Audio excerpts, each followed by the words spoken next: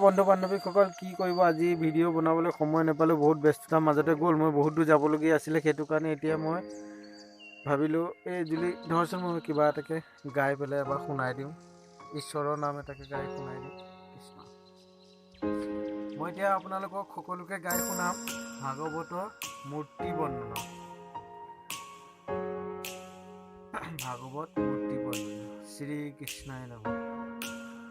প্ৰথম দ্বিতীয় স্কন্ধে চৰণ দুতয় তৃতীয় চতুৰ্থে যাৰ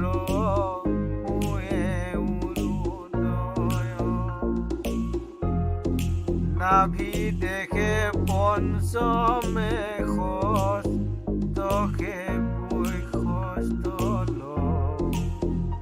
সপ্তমে অষ্টমে কৰ কমল যুগল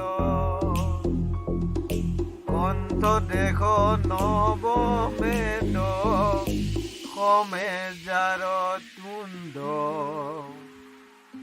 একাদশে লৈলা তদা